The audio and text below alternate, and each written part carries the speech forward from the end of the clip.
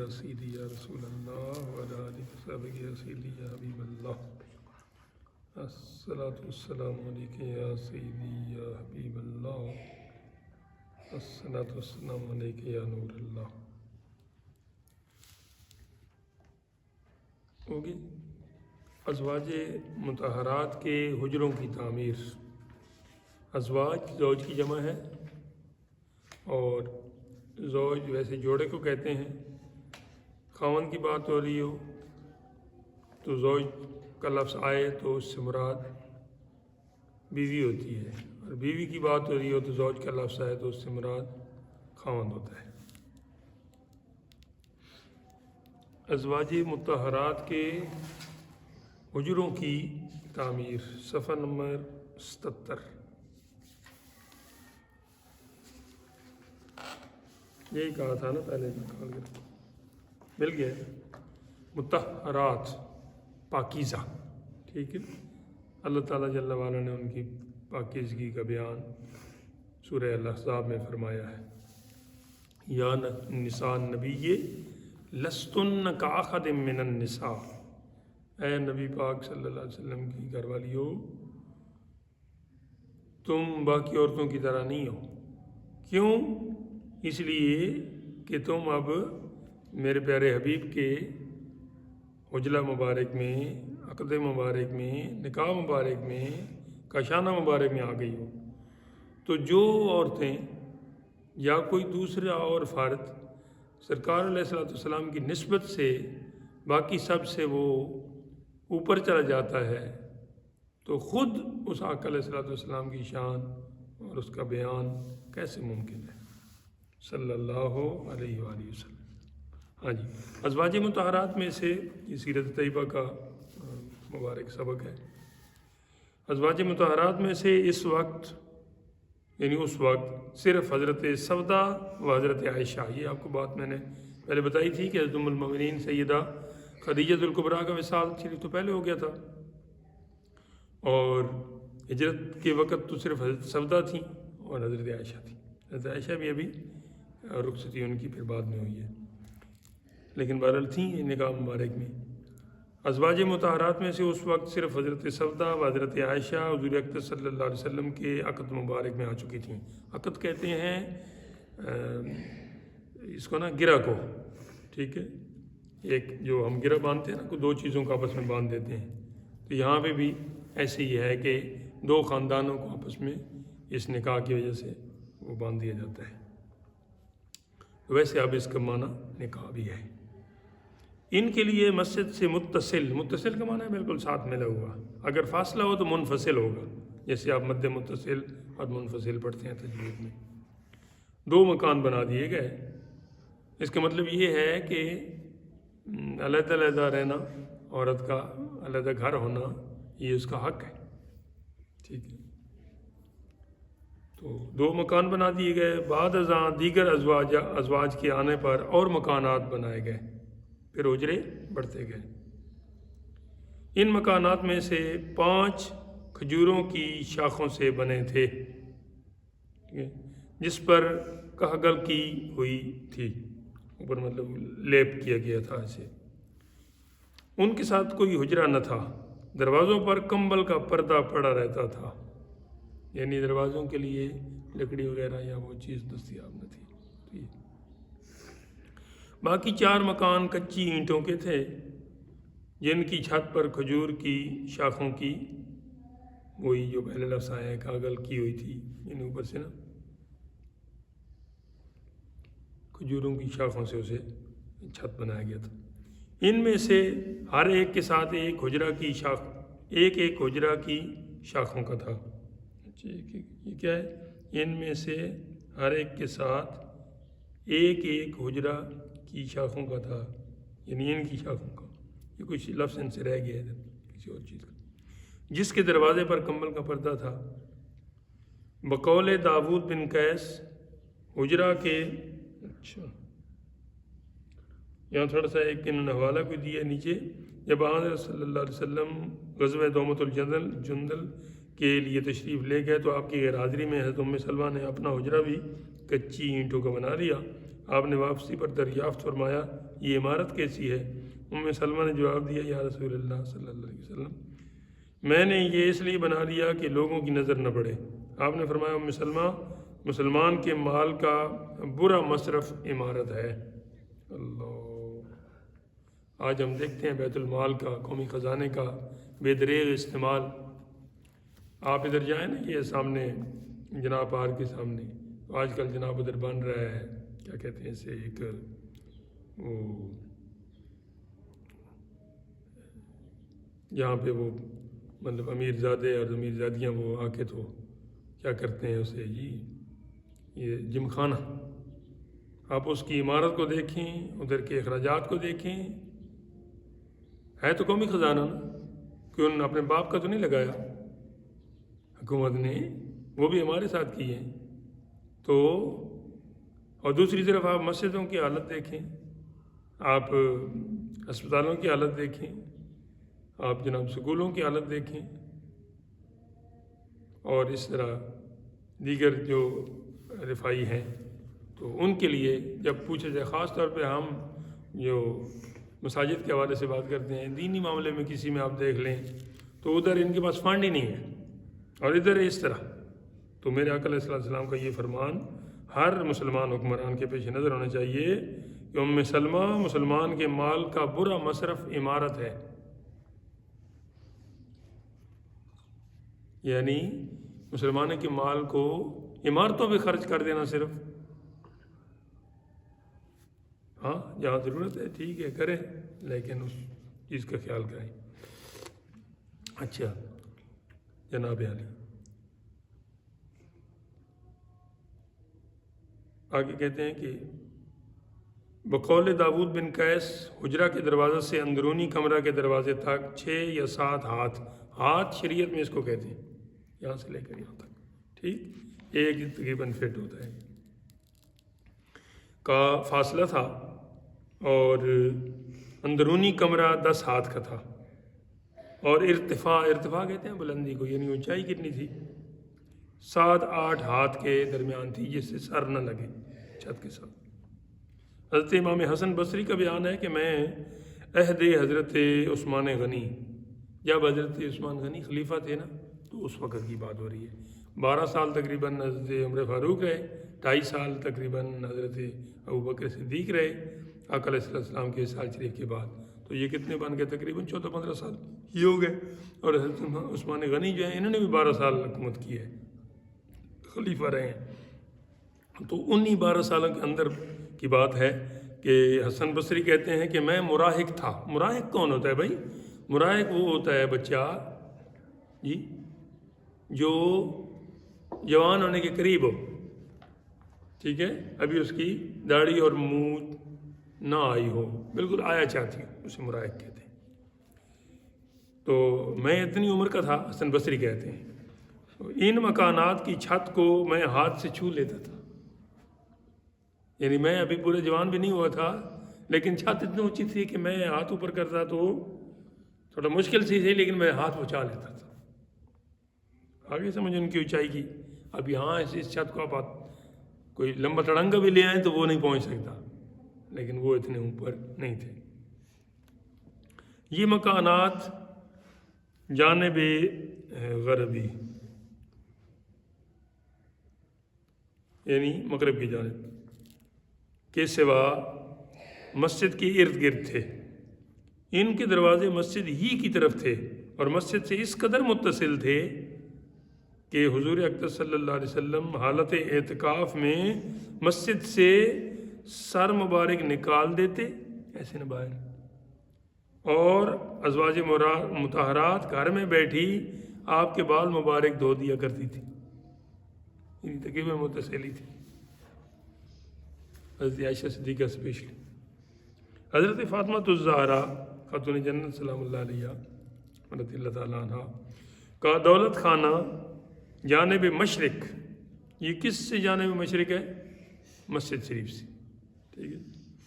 حضرت عائشہ صدیقہ رضی اللہ تعالیٰ عنہ کے حجرہ سے متصل اس جگہ تھا جہاں اب آپ کی قبر شریف کی صورت بنی ہوئی ہے۔ جب نبی پاک علیہ الصلوۃ والسلام سفر سے تشریف لاتے تو پہلے مسجد میں 2 گانا ادا کرتے سفر سے، بعد ازاں حضرت فاطمہ الزہرا رضی اللہ تعالیٰ عنہا کے ہاں تشریف لے جاتے اور ان کا حال دریافت فرماتے، پھر ازواج مطہرات کے گھروں میں ایک قدم رنجا فرماتے، ان تشریف لے جاتے۔ یہ تو ہو گئے میرے آقا علیہ السلام کے گھر والوں کے تعمیر کے حوالے سے بیانات۔ اب مہاجرین جو مکہ شریف سے صحابہ پاک گئے تھے، وہ بھی دوسرے انصار صحابہ کے ساتھ رہتے تھے، تو ان کے لیے بھی علیحدہ مکانات کی پھر ضرورت پڑی، تو مہاجرین کے مکانات کی تعمیر کا بیان ابھی آ رہا ہے۔ مہاجرین کی سکونت کے لیے مسجد کے قریب مکانات کا انتظام کیا گیا، چنانچہ آقائے نامدار، نامدار کا معنی ہے مشہور، نام رکھنے والے، نامی گرامی، سمجھ آئیے؟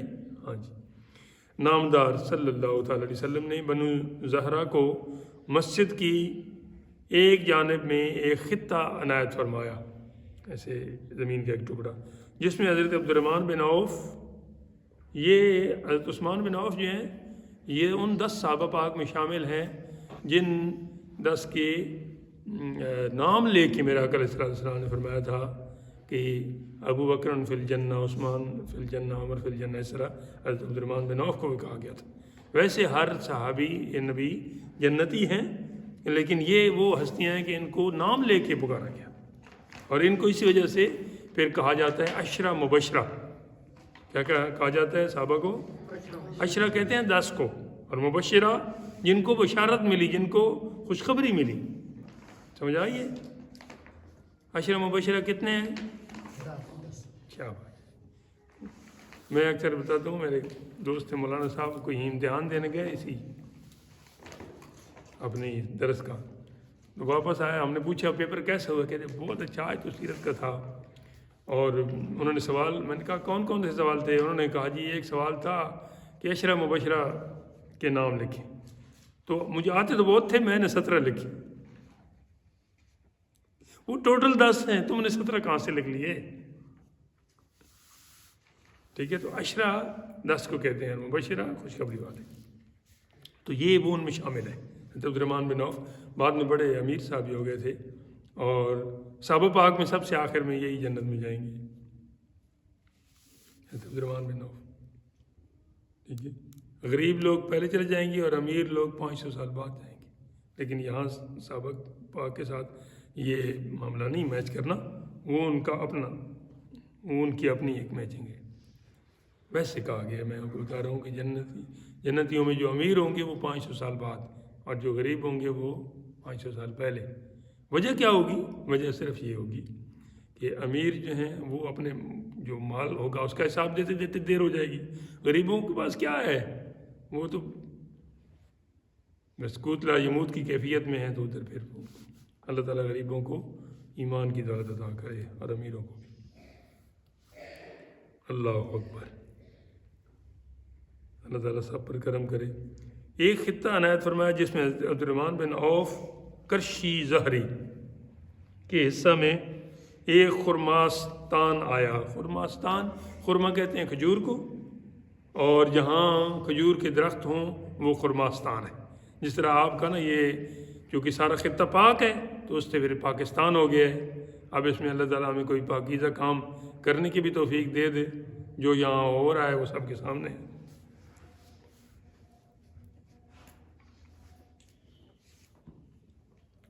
جو ان کے نام سے مشہور و معروف تھا، یعنی انہی کے حضرت عبدالرحمن بن عوف کے، اور حضرت عبداللہ و عتبہ پسران مسعود حضلی جو بنی زہرہ کے حلیف تھے، ان کے لیے مسجد کے پاس ایک خطہ معین کیا گیا، معین اس کی تعیین کی گئی، مقرر کیا گیا، جو ان کے نام سے مشہور تھا، یعنی ان کی۔ اور حضرت زبیر بن عوام، یہ زبیر بن عوام جو ہے نا یہ بھی عشرہ مبشرہ میں آتے ہیں، یہ آقا علیہ السلام کے پھوپھی جات تھے، تو پھر آقا علیہ السلام ان کی کیا ہوئی ہے؟ ماموزاد۔ زبیر بن عوام کرشی اسد کو ایک وسیع قطع ملا، یعنی تھوڑا وسیع زمین ملی، جس میں مختلف اقسام کے درختوں کی جڑیں تھیں۔ وہ بقیع الزبیر کہلاتا تھا، یعنی جو صحابی جدھر جدھر سیٹل تھا وہ اسی کے نا وہ نام سے وہ آگے تھا۔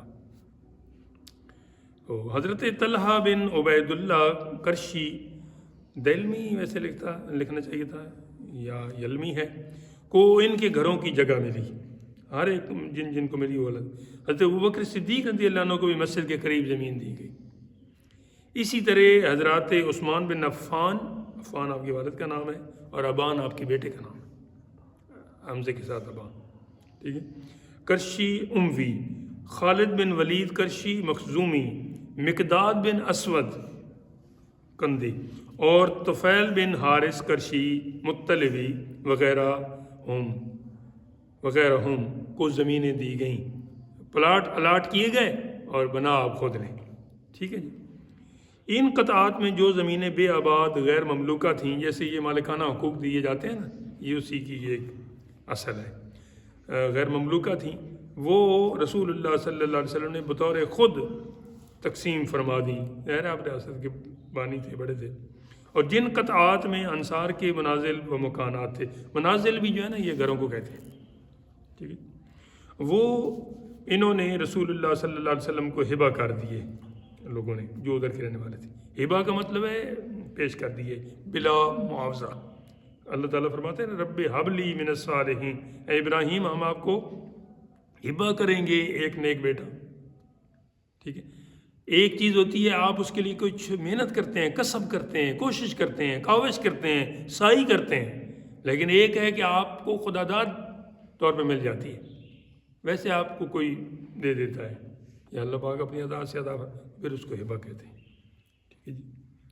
تو اسی طرح نا یہ نبوت جو ہے نا یہ کسبی نہیں ہے، اور ولایت جو ہے یہ کسبی بھی ہے اور وہبی بھی ہے، یہ وہب اسی ہبہ سے ہے، یعنی ولی اللہ تعالیٰ بھی بندے کو بنا دے بلا اس کی محنت کیے، یا وہ عبادت کرتے کرتے اس درجے پہ پہنچ جائے کہ وہ ولی بنے تو وہ بن سکتا ہے، لیکن نبی ایسا نہیں کہ کوشش کرتا رہے بندہ اور کہے کہ میں نبی بن جاؤں، ایسا نہیں ہے، بس جس کو اللہ تعالیٰ بنا دے، مطلب وہ نبوت صرف وابی ہے اور ولایت وابی بھی ہے اور کسبی بھی ہے۔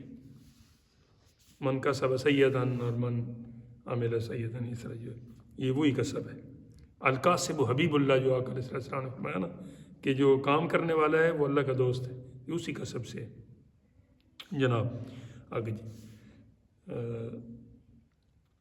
ہبہ کر دیے، اور رسول اللہ صلی اللہ تعالی علیہ وسلم نے مہاجرین کو عطا فرما دیے، یعنی جو انصار صحابہ پاک تھے انہوں نے بلا قیمت آقا علیہ السلام کی بارگاہ میں پیش کیا، اور آقا علیہ السلام نے بلا قیمت پھر اپنے صحابہ کو الاٹ فرما دیا۔ چنانچہ سب سے پہلے حضرات حارثہ بن نعمان، یہ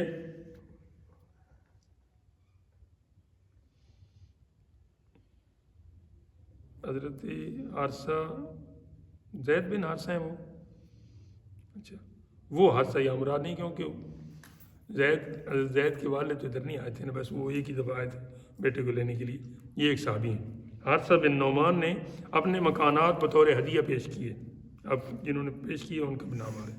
مقول واقعی منازل حارثہ کی جگہ ہی حضرات امہات المومنین کے حجرے بھی بنے، جو جگہ انہوں نے دی تھی اسی جگہ بھی یہ بنے۔ اچھا یہ کام مکمل ہوا، اب آگے مسجد نبوی شریف میں چراغ کی ابتدا، لائٹنگ کا بندوبست، دن کو تو چلو روشنی ہوتی ہے لیکن رات کے لیے مسجد نبوی اور حجرات میں راتوں کو چراغ نہیں جلتے تھے، ظاہر ہے تھے ہی جو نہیں کیسے جلتے۔ حضرت تمیم داری، ادھر دارمی لکھا ہے، دارمی نہیں ہے، دارمی ایک محدث ہیں وہ اور ہیں، ادھر میم کو ہٹا دو۔ تمیم داری کے غلام سراج کا بیان ہے کہ رسول اللہ صلی اللہ تعالی علیہ وسلم کی مسجد میں کھجور کی ٹہنیوں اور پتوں سے روشنی کی جاتی تھی، کچھ دیر کے لیے وہ جلتی تھیں، روشنی ہوتی تھی۔ ویسے آپ کھجور کو آگ لگائیں زیادہ دیر نہیں جلتی، ہم نے اندازہ تجربہ کیا۔ ہم کناویل و روغن زیتون، کناویل کنادیل، کندیل سنگل ہے اور کنادیل اس کی جمع ہے۔ وہ روغن زیتون، روغن تیل کو کہتے ہیں، زیتون کا تیل، ٹھیک ہے، اور رسیاں لائے، اور میں نے قندیلوں کو ستونوں پر، ستون اسے پلر کو کہتے ہیں، یہ جو تھام ہوتا ہے، عماد اسے عربی میں کہتے ہیں، الصلاۃ عماد الدین، نماز دین کا ستون ہے، ٹھیک ہے۔ تو یہ ستونوں پر لٹکا کر، یعنی ان لائٹوں کو نا وہ رسیوں کے ساتھ لٹکایا ایسے، مسجد میں روشنی کی۔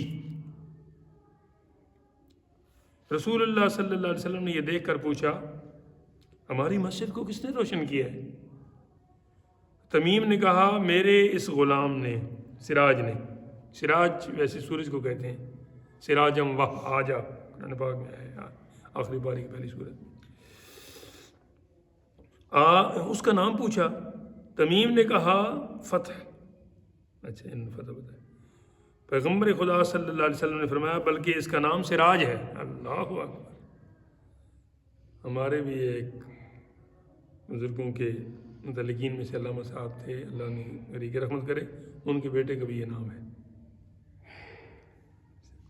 پس رسول اللہ صلی اللہ علیہ وسلم نے میرا نام سراج رکھا، یہ وہ غلام بیان کر رہا ہے، سراج خود، میرا نام فتح تھا اور رسول اللہ صلی اللہ علیہ وسلم نے اس نام کو چینج کر کے سراج رکھ دیا، کیونکہ انہوں نے چراغ جلائے تھے نا، تو پھر وہی چیز آئی۔ آگے جی ایک لفظ ہے، نیا موضوع شروع ہوتا ہے، مواخات۔ یہ اخ سے نکلا ہے مواخات، اخوہ بھائی کو کہتے ہیں نا، اخن بھائی کو کہتے ہیں، اخوہ اس کی جمع ہے، اور اخوات یہ بہنیں ہوتی ہیں، اخوتن، انما المومنون اخوتن قرآن پاک میں آیا ہے، بے شک مومن آپس میں بھائی بھائی ہیں۔ اسی سے یہ جو بھائی چارہ ہمارا ہے نا مسلمانوں کا بحیثیت مسلمان، اس کی جو ایک تو آیت روشنی اس کی دے رہی ہے، اور دوسرا آقا علیہ السلام نے باقاعدہ ایک ایک مہاجر کو اور ایک ایک انصاری کو بھائی بھائی بنایا تھا، ٹھیک ہے، یہ اس سے مواخات مدینہ کہتے ہیں۔ اور ایک بھائی چارہ وہاں مدینہ شریف میں جا کر خود مہاجرین کے درمیان بھی کیا گیا تھا، کہ ایک مہاجر کو دوسرے مہاجر کا بھائی بنایا گیا تھا، مشہور وہی ہے جو انصار اور مہاجرین کے، لیکن یہ بھی کیا گیا۔ اور اسی وجہ سے آقا علیہ السلام نے فرمایا تھا، یا علی انت اخی فی الدنیا والآخرہ، اے علی تو دنیا میں میرا بھائی اور آخرت میں بھی۔ تو یہ مہاجرین کے معاملے والی بات ہے، ورنہ تو آپ کا کوئی انصاری بنایا جاتا نا۔ تو مہاجرین اپنے وطن سے اہل و عیال اور بھائی بندوں کو چھوڑ کر، عیال خاندان کو کہتے ہیں، ٹھیک ہے، بے سر و سامان چھپ کر نکلے تھے۔ اس لیے رسول اللہ صلی اللہ علیہ وسلم نے مسجد جامع کی تعمیر کے بعد مہاجرین و انصار میں رشتہ اخوت قائم کیا۔ ہاں جی، اخوت ایک ادارہ بھی ہے آج کل، تاکہ مہاجرین غربت کی وحشت، غربت ایک ہوتا ہے غریب بندہ پیسے سے مال سے، ایک ہوتا ہے غریب الوطن، مسافر کو بھی غریب کہتے ہیں، غریب الوطن، غریب الوطن ہی ہے اللہ۔ تو وہ چونکہ اپنا علاقہ چھوڑ کے گئے تھے، اپنے رشتہ داروں کو چھوڑ کے گئے تھے، اپنی جائیدادوں کو چھوڑ کے گئے تھے، اپنی اولادوں کو چھوڑ کر گئے تھے، تو ادھر وہ ایک اجنبی تھے، ٹھیک ہے، انصار نے بہت تعاون کیا اور وہ ان کے مسلمان بھائی بھی تھے، لیکن پھر بھی ایک فاصلہ تو تھا۔ اس فاصلے کو میٹنے کے لیے، اس فاصلے کو پاٹنے کے لیے، اس خلیج کو آپ نے کیا کیا، ایک انصاری اور ایک مہاجر کو آپس میں بھائی بھائی بنا دیا۔ اچھا، تاکہ مہاجرین غربت کی وحشت اور اہل و عیال کی مفارقت معنی ہوتا ہے فرق سے نکلا ہے جدائی، دوری، محسوس نہ کریں، اور ایک کو دوسرے سے مدد ملے، یہ بھی ہے۔ مہاجرین کی تعداد 45 یا 50 تھی۔ آج تم شروع ہوئی ہو۔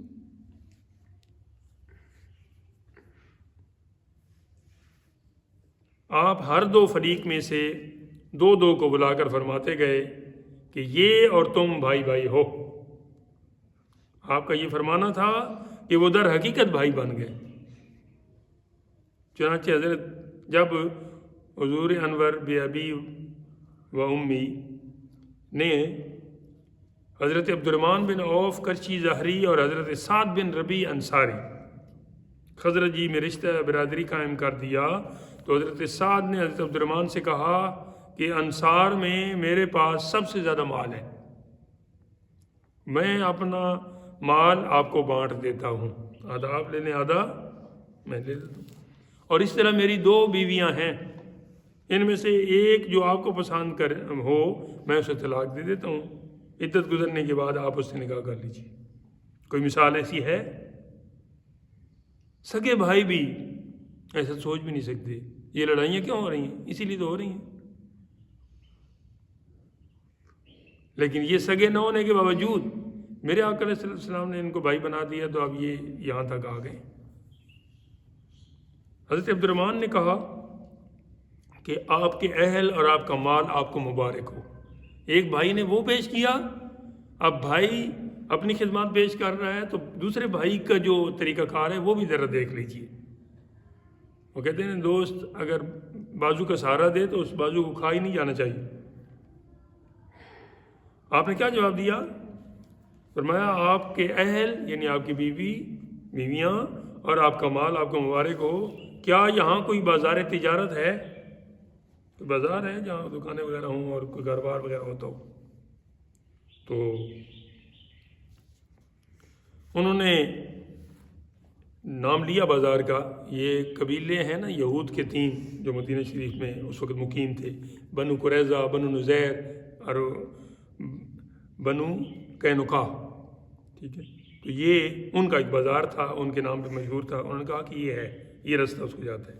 حضرت عبد الرحمن شام کو نفع کا پنیر اور مکھن ساتھ لائے، ادھر گئے، جو کچھ ان کے پاس تھا اس سے کاروبار کیا، اور شام کو منافع میں پنیر بھی لائے اور مکھن بھی لائے۔ اسی طرح ہر روز بازار میں چلے جایا کرتے۔ تھوڑے عرصے میں وہ مالدار ہو گئے۔ ایک روز رسول اللہ صلی اللہ علیہ وسلم کی خدمت اقدس میں حاضر ہوئے، ان کے بدن پر خوشبو کا نشان تھا۔ حضور انور صلی اللہ علیہ وسلم نے پوچھا یہ کیا ہے؟ عرض کی کہ میں نے انصار کی ایک عورت سے شادی کی ہے۔ حضور اقدس صلی اللہ علیہ وسلم نے پوچھا کہ مہر کتنا ہے؟ حق مہر جسے کہتے ہیں۔ عرض کی کہ 5 درہم بھر سونا۔ جتنا 5 درہموں کو ایسے بچھا کے رکھیں تو اتنا سونا ہوتا ہے۔ تو یہ کہ اچھا فرمایا کہ ولیمہ 2۔ آقا علیہ السلام نے انہیں فرمایا کہ پھر آپ ولیمہ بھی دو، خواہ 1 بکری ہو۔ تو حضرت عبد الرحمن کی طرح کئی اور مہاجرین نے بھی تجارت کا کام شروع کر دیا۔ حضرت ابو ہریرہ رضی اللہ عنہ کا نام آپ نے سنا ہوگا، سب سے زیادہ روایتیں انہوں نے کی، لکھے پڑھے نہیں تھے لیکن حافظہ اس قدر قوی تھا، رسول اللہ صلی اللہ علیہ وسلم کی دعا جو انہوں نے خود عرض کیا تھا تو پھر ملی تھی، تو اس وجہ سے انہیں یاد رہتا تھا، تو اس لیے وہ بہت کثرت سے کرتے تھے۔ اگر لکھے پڑھے تھے بھی تب بھی اس لکھائی پہ اتنا نہیں بلکہ اپنے حفظ سے بنے اعتماد تھا۔ حضرت ابو ہریرہ کا بیان ہے کہ عقد برادری کے بعد، اچھا ان کا ایک میں آپ کو نام بتا دوں، ان کا نام ابو ہریرہ نہیں ہے، ان کا نام ہے عبد الرحمن، ٹھیک ہے، مگر مشہور ابو ہریرہ ہیں۔ آقا علیہ السلام نے یہ فرما دیا، کہتے ہیں کہ عقد برادری یعنی یہ جو اخوت قائم کی گئی تھی نا، بھائی چارہ قائم کیا گیا تھا، مواخات کا سلسلہ ہوا تھا، اس کے بعد انصار نے رسول اللہ صلی اللہ علیہ وسلم سے درخواست کی کہ آپ ہمارے نخلستان، نخل کہتے ہیں کھجور کو، اور نخلستان پھر وہی ہو گیا کھجوروں کا باغ، ہمارے بھائیوں اور ہم میں تقسیم فرما دیں۔ آپ نے فرمایا نہیں، یعنی اس میں بھی حصہ ان کا دے دیں۔ یہ سن کر انصار نے مہاجرین سے کہا کہ کام یعنی درختوں کو پانی دینا وغیرہ تم کیا کرو، ہم تمہیں پھل میں شریک کر لیں گے۔ اس پر سب نے کہا بسر و چشم یعنی سر اور آنکھیں ہماری آپ پر قربان۔ یہ مساقات کی صورت تھی، مگر بعض نخلستان محض میخا کے طور پہ دیے ہوئے تھے، جن میں کام بھی خود انصار کرتے تھے اور مہاجرین کو پیداوار کا نصف دیتے تھے۔ اچھا کوئی تھوڑا سا مساقات آگے چل کے ایک لفظ آئے گا جس کی آپ کو وضاحت ملے گی یہ فقہ میں، ٹھیک، پانی پلانا اور وہ سارا کچھ سلسلہ۔ یہ یعنی باغات کو۔ یہ عقد برادری نصرت و مواسات و توارث پر تھا، اس لیے جب کوئی انصاری وفات پاتا تھا تو اس کی جائیداد و مال مہاجر کو ملتا تھا۔ یعنی یہ جو برادری بنائی گئی تھی اس میں وراثت بھی آگے چل رہی تھی، اور قریبی رشتہ دار محروم رہتے تھے۔ چنانچہ پھر قرآن مجید میں یہ آیت مبارک ارشاد ہوئی جو سورہ الحشر کی آیت نمبر 9 ہے کہ والذین تبوؤا الدار والایمان من قبلہم یحبون من ہاجر الیہم ولا یجدون فی صدورہم حاجۃ مما اوتوا ویؤثرون علی انفسہم ولو کان بہم خصاصہ ومن یوق شح نفسہ فاولئک هم المفلحون۔ اور فے ہے واسطے، فے ایک مال ہوتا ہے، غنیمت کا مال اسے کہتے ہیں، ٹھیک ہے جی۔ ان لوگوں کے لیے جنہوں نے مہاجرین سے پہلے دارالسلام یعنی مدینہ شریف اور ایمان میں جگہ پکڑی، وہ دوست رکھتے ہیں ان کو جو وطن چھوڑ کر ان کے پاس آتے ہیں یعنی مہاجرین، اور اپنے دلوں میں کوئی دغدغہ نہیں پاتے، یعنی ان کے لیے کوئی حسد یا کینہ بغض نہیں پاتے، کوئی اور بھی دل میں کوئی خلش نہیں ہے اس چیز سے جو مہاجرین کو دی گئی۔ اچھا، یعنی انہیں کوئی رشک وغیرہ یا حسد خاص طور پہ نہیں ہوتا، اور ان کو اپنی جانوں سے اول رکھتے ہیں، یعنی اپنی جان کی پرواہ نہیں کرتے اور ان کی زیادہ اگرچہ خود ان کو تنگی ہو۔ اور جو کوئی اپنے نفس کی حرص سے بچایا جائے، یعنی اپنی بجائے دوسرے کا زیادہ لالچ کرے، وہی لوگ ہیں فلاح پانے والے۔ صحیح بخاری میں یہ قصہ مذکور ہے، ایک بھوکا سائل جب پیغمبر خدا صلی اللہ علیہ وسلم کی خدمت میں آیا، آپ نے گھر میں دریافت کیا کچھ کھانے کو ہے؟ جواب آیا کہ صرف پانی۔ آپ نے فرمایا کہ کون ہے جو اس کو اپنا مہمان بنائے صاحب پاک سے؟ ایک انصاری نے کہا میں حاضر ہوں۔ چنانچہ وہ اسے اپنے گھر لے گئے اور بیوی سے کہا کہ رسول اللہ صلی اللہ علیہ وسلم کے مہمان کو کھانا کھلاؤ۔ وہ بولی کہ صرف بچوں کی خوراک موجود ہے۔ بے سر سمانی کا عالم تھا ابتدائے اسلام۔ تو کہا کہ تو وہ کھانا تیار کر اور چراغ روشن کر کے کھانے کے وقت بچوں کو سلا دینا۔ چنانچہ اس نے ایسے ہی کیا۔ جب میاں بیوی اور مہمان کھانے پر بیٹھے تو بیوی نے بتی ایسے درست کرنے کی چراغ درست کرنے کے بہانے اٹھ کر چراغ کو بجھا ہی دیا، ایسے سانس دی نا بجھ گئی۔ میاں بیوی بھوکے رہے اور اسی طرح ہاتھ ہلاتے چلاتے رہے کہ گویا کھانا کھا رہے ہیں۔ اندھیرا تھا۔ صبح کو اب مہمان نے پیٹ بھر کے کھا لیا، خود بھی بھوکے رہے، بچے بھی بھوکے۔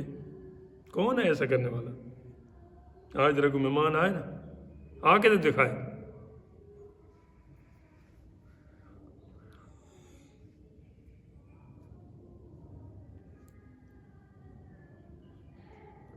صبح کو وہ انصاری رسول اللہ صلی اللہ علیہ وسلم کی خدمت میں حاضر ہوا تو آپ نے فرمایا کہ رات اللہ تعالیٰ تمہارے نیک کام سے راضی ہوا۔ وہ انصاری جو میں لے گیا تھا نا گھر، آقا علیہ السلام نے پہلے ہی بتا دیا کہ اللہ تعالیٰ آپ کے اس عمل سے بڑا راضی ہوا، اور اس نے یہ آیت مبارک بھیجی جس میں ایک جملہ خاص طور پہ آپ کے لیے ہے، ان کے لیے وَيُؤْثِرُونَ عَلَىٰ أَنفُسِهِمْ، کہ اپنے آپ پر ایثار کرتے ہوئے دوسرے کو ترجیح دیتے ہیں، اپنی قربانی پیش کرتے ہیں اور وہ یہ دوسرے۔ اچھا جی آگے، جب 4 ہجری میں بنو نذیر جلا وطن ہوئے، جلا وطن کا معنی ہے وطن سے نکال دینا، ٹھیک ہے، ضلع بدر کرنا، شہر بدر کرنا، ملک بدر کرنا، وطن بدر کرنا، جو ملک وہی ہوتا ہے۔ تو یہ بنو نذیر قبیلہ تھا ایک یہودیوں کا، جس نے معاہدہ کیا تھا آقا علیہ السلام کے ساتھ کہ آپ کا دشمن ہمارا دشمن، آپ کا دوست ہمارا دوست، وغیرہ وغیرہ۔ لیکن جب مسلمانوں پر حملہ ہوا تو انہوں نے خیانت کی اور دشمنوں کے ساتھ مل گئے، تو پھر ظاہر ہے ان کا لحاظ یہی تھا کہ ان کو پھر وہاں سے نکال دیا جائے۔ یہ تو آستین کے سانپ ہیں، کیونکہ گھر کا بیدی لنکا ڈھائے۔ تو یہ جلا وطن ہوئی ہے۔ جب 4 ہجری میں بنو نذیر جلا وطن ہوئے اور ان کے اموال یعنی ان کے مال، اراضی و نخلستان، زمین جو صاف تھی اور جو باغات تھے، رسول اللہ صلی اللہ علیہ وسلم کے قبضہ میں آئے تو آپ نے تمام انصار کو بلا کر فرمایا اگر تم چاہتے ہو تو میں بنو نذیر کے اموال تم میں اور مہاجرین میں تقسیم کر دیتا ہوں، اور مہاجرین تمہارے گھروں اور اموال میں بدستور رہیں گے، اور اگر تم چاہتے ہو تو یہ اموال مہاجرین کو بانٹ دیتا ہوں اور وہ تمہارے گھروں اور اموال سے بے دخل ہو جائیں گے۔ بات سمجھ آ گئی ہے؟ یہ دوبارہ بتاؤں؟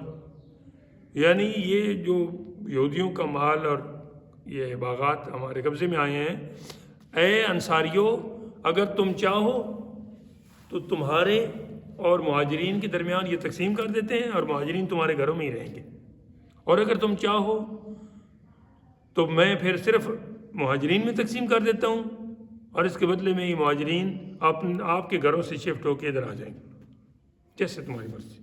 یہ آپشن دیے۔ تو حضرات سعد بن عبادہ اور سعد بن معاذ یہ قبیلوں کے سردار تھے، نے عرض کی، سبحان اللہ، دونوں ہی سعد تھے، یا رسول اللہ، عرض کرتے ہیں یا رسول اللہ ان اموال کو آپ مہاجرین میں تقسیم کر دیجئے، یعنی ہمیں ان مالوں میں سے کچھ نہیں چاہیے، وہ ہمارے گھروں اور اموال میں بدستور رہیں گے، یعنی ہمارے مالوں میں بھی ان کا حصہ اور ہمارے گھروں میں بھی وہ رہیں گے، اور یہ بھی اس پر مستزاد ہو جائے، اس پر اضافہ ہو جائے۔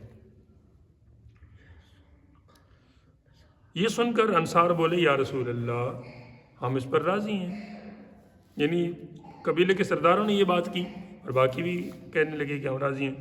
اس پر رسول اللہ صلی اللہ علیہ وسلم نے فرمایا خدایا تو انصار اور ابنائے انصار پر رحم فرما۔ ابنائے انصار کیا ہوتا ہے؟ کیا بات؟ ابن کہتے ہیں نا بیٹے کو، اور ابنا پھر اس کی جمع ہے، ان کے بیٹے، تو بیٹیاں بھی اس میں آ گئی، ٹھیک ہے، یعنی ان پر بھی رحم فرما اور ان کے بچوں پر بھی۔ سبحان اللہ۔ اس طرح حضور صلی اللہ تعالی علیہ وسلم نے اموال بنو نذیر صرف مہاجرین میں تقسیم فرما دیے۔ اللہ اکبر۔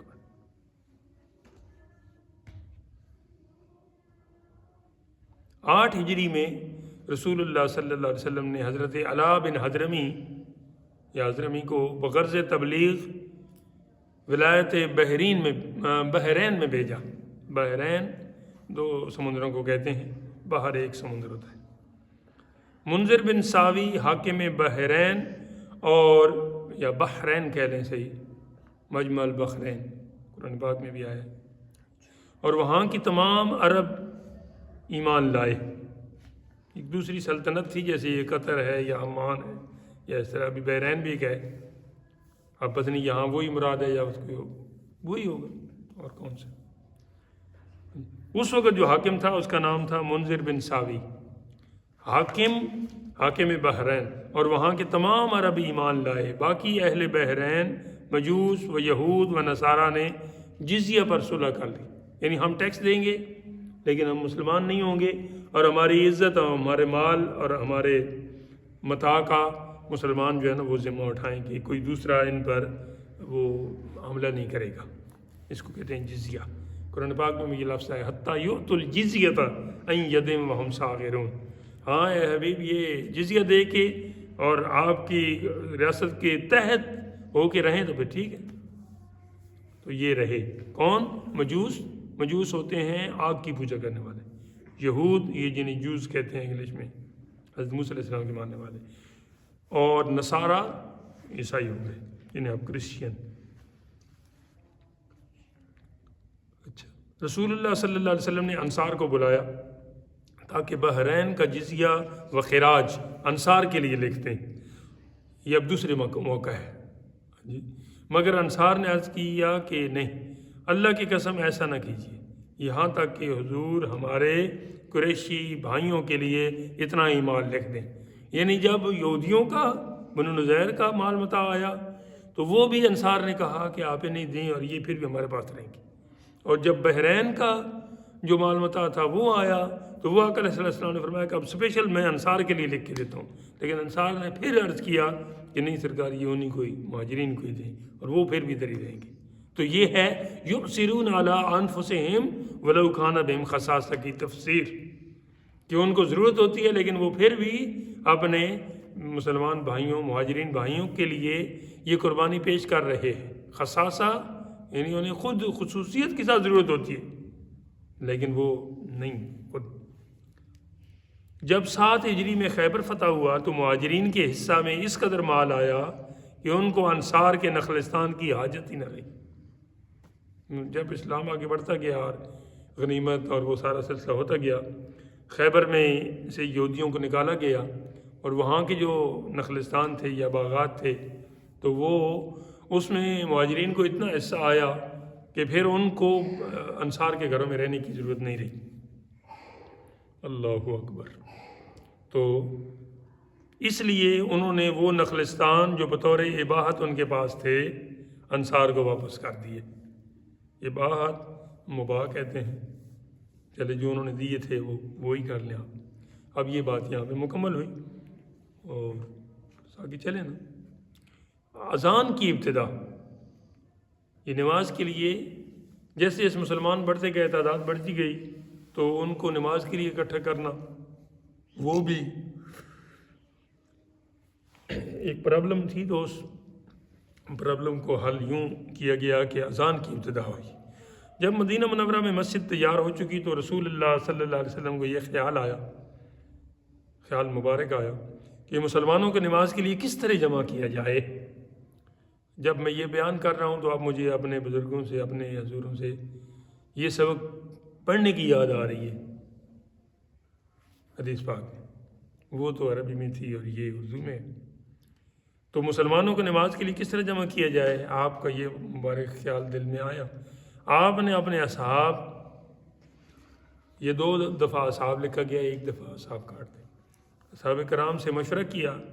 ظاہر ہے کہ ایک وقت اور ایک مکان میں اجتماع بغیر اعلام و آگاہی، جس طرح اعلان ہوتا ہے نا، اسی طرح اعلام بھی ہوتا ہے، دونوں کا معنی قریب قریب ہے۔ اعلام ویسے علم کبھی جمع ہو سکتی ہے، علم کسے کہتے ہیں؟ جھنڈا، نام کو بھی کہتے ہیں اس میں علم، ٹھیک ہے۔ یہ بھی ایک نشانی ہوتی ہے نا، نام بھی، اور جھنڈا بھی ایک نشانی ہوتی ہے۔ تو یہ یہاں پہ یہی اعلام لفظ استعمال، اور دوسرا آگاہی، آگاہ کرنا،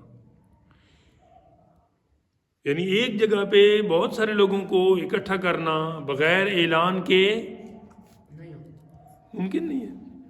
ہمارے علاقے میں جب ادھر جان میں منڈی وغیرہ لگتی تھی، آج تو ماشاءاللہ یہ سوشل میڈیا پہ شیئر کر دیتے ہیں نا، اس وقت باقاعدہ منڈیوں کے دوران ایک بندہ ہوتا تھا جو ڈھنڈورا پیٹتا تھا کہ یہ کام فلاں دن فلاں جگہ پہ ہوگا۔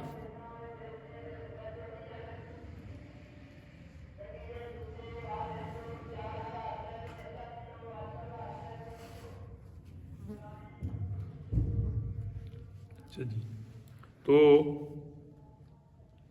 اس لیے صحابہ پاک نے اعلام کے لیے کئی طریقے پیش کیے۔ بعض نے کہا کہ آگ روشن کر دی جائے اونچی جگہ پہ، یہ لائٹ بڑی دور سے نظر آتی ہے اور لائٹ کی رفتار بھی بڑی تیز ہوتی ہے، آواز آپ کی بعد میں پہنچتی ہے، لائٹ پہلے پہنچتی ہے۔ کبھی آسمان کی بجلی چمکتی دیکھیے، وہ پہلے چمک جاتی ہے اور کڑک کی آواز بعد میں آتی ہے، کیونکہ آواز کی رفتار کم ہے اور نور کی رفتار تیز ہے، نور روشنی کہتے ہیں۔ اچھا جی، تو روشن کر دی اونچی ہے، مسلمان اسے دیکھ کر جمع ہو جایا کریں گے۔ حضور علیہ الصلوۃ والسلام نے فرمایا کہ یہ جو ہے نا مجوسیوں سے، جو آگ کے پجاری ہیں، ان سے یہ مشابہت لگتی ہے، اس لیے یہ ٹھیک نہیں ہے، طریقے کو پسند نہ فرمایا۔ بعض نے قانوس تجویز کیا، قانوس بھی یہ فانوس آپ کہہ لیں یار نا، قانوس لکھا ہے، ویسے کوئی اور بھی ایک لفظ مجھے یاد آ رہا تھا، وہ ادھر ہم نے پڑھا تھا، چلے آگے جا کے مجھے یاد آ جائے گا، پہلے یاد تھا، ابھی جب ضرورت پڑی ہے تو نکل گیا ہے۔ مگر بوجہ مشابہت نصارہ یہ تجویز بھی رد کر دی گئی۔ اس طرح ایک اور آلہ ہوتا ہے بو کیا کیا، جس میں نا آواز نکالی جائے، ڈالی جائے نا، ایسے تو ذرا آواز پرائی سی موٹی سی ہوتی ہے جی، جیسے ہم گلاس میں بات کرتے ہیں نا، گلاس کو منہ کے قریب رکھ کے، خالی گلاس، اس میں تھوڑی آواز ہونی چاہیے، جگ ہو تو اس سے آگے ہے، اور اس طرح باقی بھی۔ یہ رک گیا جی، دوبارہ کر لیں۔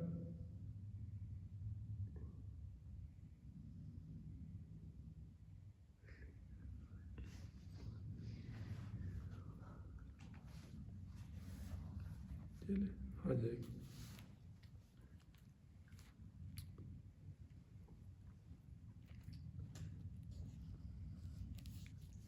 وہ جو بوق تھا نا، اس کو بوجہ مشابہت یہود پسند نہ کیا گیا۔ ان 3 چیزیں اب ریجیکٹ ہو چکی ہیں۔ حضرت عمر فاروق رضی اللہ عنہ نے یہ مشورہ دیا کہ ایک شخص کو نماز کے وقت بغرض اعلام بھیج دیا جائے، یعنی ڈنڈورا پیٹے کہ آؤ جی نماز کے وقت ہے۔ اس پر رسول اللہ صلی اللہ علیہ وسلم نے حضرت بلال سے فرمایا کہ اٹھ کر نماز کے لیے ندا کر دے۔ چنانچہ حضرت بلال یوں ندا کرتے، الصلاۃ جامعۃ، الصلاۃ جامعۃ۔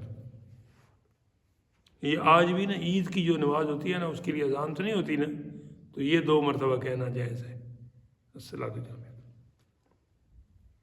اسی اسنا میں حضرت عبداللہ بن زید، یہ نام یاد رکھنا، عبداللہ بن زید انصاری کو خواب میں ان سے بہتر طریق بتلا دیا گیا، اور وہ مروجہ اذان شرعی ہے۔ جو ابھی اذان ہو رہی ہے نا، یہ ایک صحابی کو خواب میں سکھائی گئی ہے، فرشتے نے سکھائی ہے اللہ تعالیٰ کی طرف سے۔ نام اس صحابی کا کیا تھا؟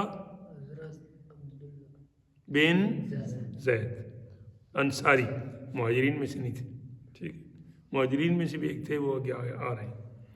حضرت عبداللہ نے اپنا خواب بارگاہ رسالت میں عرض کیا، حضور انور فداک ابی و امی پر اس سے پہلے اس بارے میں وحی آ چکی تھی، اس لیے آپ نے سن کر فرمایا کہ بے شک یہ رؤیا حق ہے۔ رؤیا خواب کو کہتے ہیں، ٹھیک ہے، وما جعلنا الرؤیا التی اریناک۔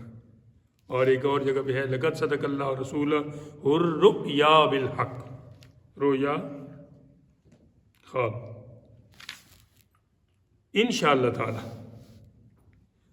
اور حضرت عبداللہ کو حکم دیا کہ حضرت بلال کو کلمات اذان کی تلقین کر دو، یعنی اے عبداللہ بن زید، تمہیں جو خواب میں سکھایا گیا ہے اذان کے کلمات، وہ بلال کو اس لیے سکھا دو کہ تمہاری آواز اتنی بلند نہیں ہے، تو بلال کی آواز بلند ہے۔ آج حضرت بلال رضی اللہ عنہ کے علاقے سوڈان میں، اور یہ آپ کی خاص طور پہ قوم، حبشی قوم پہ بڑا مشکل وقت ہے، دنیا کی لالچ میں لٹیرے لگی ہوئی ہیں، تو دعا کریں کہ اللہ تعالیٰ ان کے حال پر بھی رحم کرے، اور ہمارے ان وطن عزیز میں جو ایسی طرز کے لوگ لگے ہیں، اللہ تعالیٰ ان کو بھی غارت کرے۔